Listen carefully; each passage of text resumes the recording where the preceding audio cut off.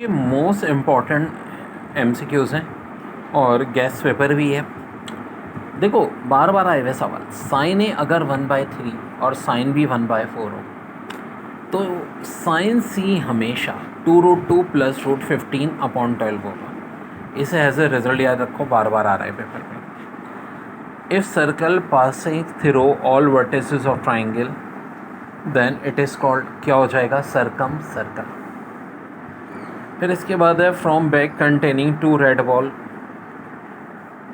4 yellow ball and 3 blue ball, probability of getting red ball. देखो red ball 2 हैं, ठीक है, और 2 रेड बॉल, 4 येलो 3 ब्लू, तो आंसर 2/9 हो जाएगा। From the deck of 52 card, probability of getting red king.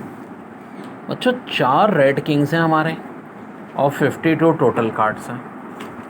तो जब आपको प्रोबेबिलिटी निकालनी है, किंग 4 होते हैं लेकिन रेड किंग की बात हो रही है ना, तो सिर्फ 2 हो जाएंगे, 2/52 यानी कि 1/26।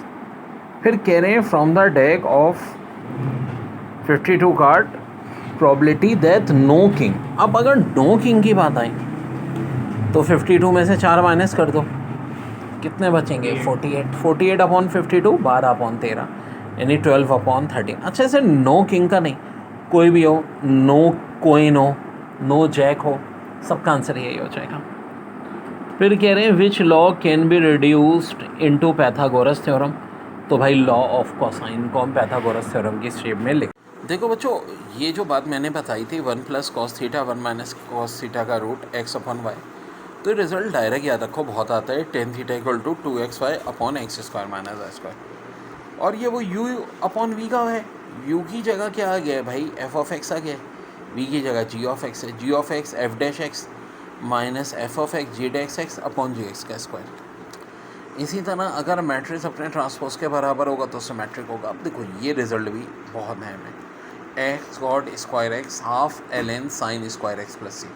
ये सवाल भी बार बार आ रहा है, ठीक है, तो इनको याद ही रख लो रिजल्ट को। इसी तरह देखो एक फेज में साइन इनवर्स एक्स पूछा था, जो कि होता है x sine inverse x plus 1 - x², और दूसरे शिफ्ट में कॉस इनवर्स एक्स पूछा था, जो कि एक्स कॉस इनवर्स -1/- x² होता है। टेन इनवर्स एक्स इस बार के लिए बहुत इंपॉर्टेंट है, x tan inverse x minus ln 1 + x²।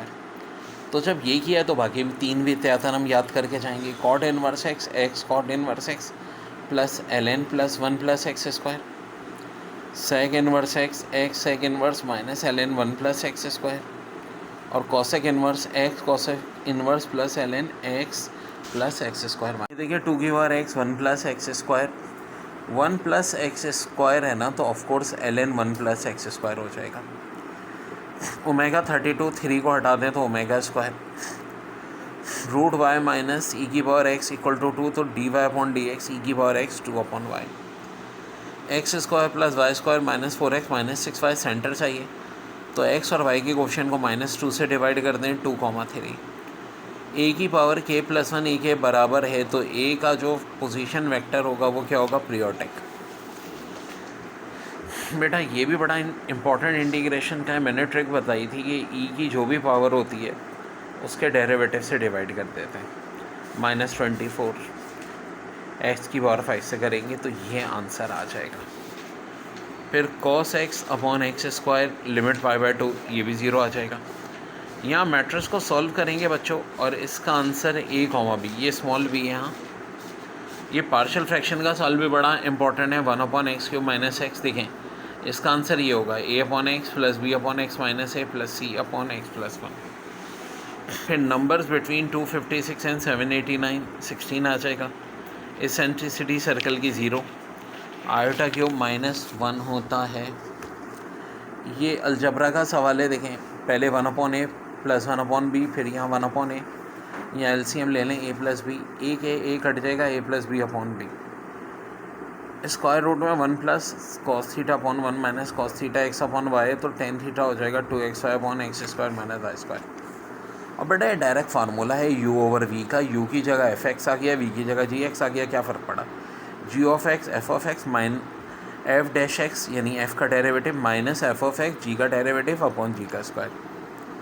For any matrix A transpose equal to A, तो भाई मैट्रिक्स क्या कहलाता है? ये गैस पेपर बड़ा important, sine theta plus sine minus theta plus cos theta plus cos minus theta plus tan theta plus tan minus theta. तो देखो एक बात सुनो, ये साइन माइनस थीटा तो माइनस साइन थीटा होता है, ये और साइन थीटा कट जाएगा, टेन और माइनस टेन थीटा कट जाएगा, cos minus theta plus cos theta होता है, तो cos theta plus cos theta 2 cos theta हो जाएगा।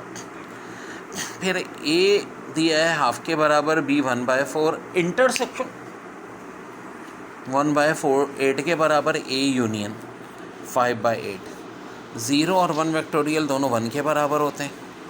फिर 1 row of any square matrix is 0, then determinant is also 0। बड़ा अच्छा है, sine cube x cos x है, लिमिट π/2 0। तो भाई इसको सॉल्व करेंगे 1/4। बेटा बहुत इंपॉर्टेंट गैस है ये, और जिनके अच्छे कॉन्सेप्ट नहीं है रट के भले चले जाएं। The term independent of x in the expansion x square minus 2/x² की power 12 59136। The discriminant of quadratic equation is -4, the root of equation is complex. फिर ई की power half divide by u² du, ये हो जाएगा -e की power 1/u। फिर 2 + 5i 1 - iota x - iota y, तो value जो है x - iota y की हो जाएगी -3 + 7 iota/2। Limit x tend to 0, x की पावर x बराबर हो जाता है 1 के।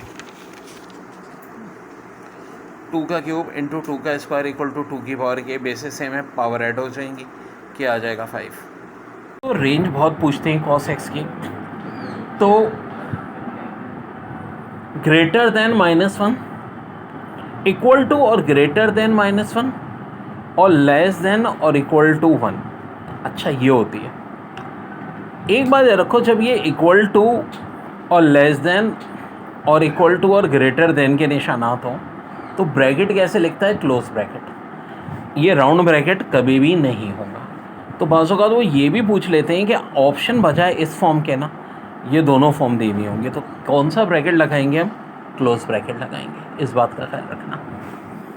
फिर एक और सवाल ये बहुत आ रहा है, sign theta plus sine minus theta plus cos theta plus cos minus theta plus tan theta minus tan theta. तो देखो साइन थीटा तो हो गया, साइन माइनस थीटा होता है माइनस साइन थीटा, ये दोनों कैंसिल हो जाएंगे। इसी तरह टेन थीटा हो गया, टेन माइनस थीटा भी बच्चों माइनस टेन थीटा होता है, ये भी कैंसिल हो जाएगा। लेकिन कॉस माइनस थीटा जो है ना, ये प्लस कॉस थीटा होता है, तो ये प्लस कॉस थीटा और ये प्लस कॉस थीटा मिल के आंसर क्या हो जाएगा? 2 कॉस थीटा। ये बड़ी अहम बात है, छोटी सी MCQs भी आती है इस पर, कि माइनस साइन थीटा बराबर किसके होता है? Sine minus theta minus sine theta के, और tan minus theta minus sine theta के। लेकिन कॉस माइनस थीटा याद रखो बराबर किसके होता है? कॉस थीटा के। तो ये cos theta plus cos theta 2 cos theta हो गया, बाकी सारी वैल्यूज़ क्या हो गई? कैंसिल हो गई।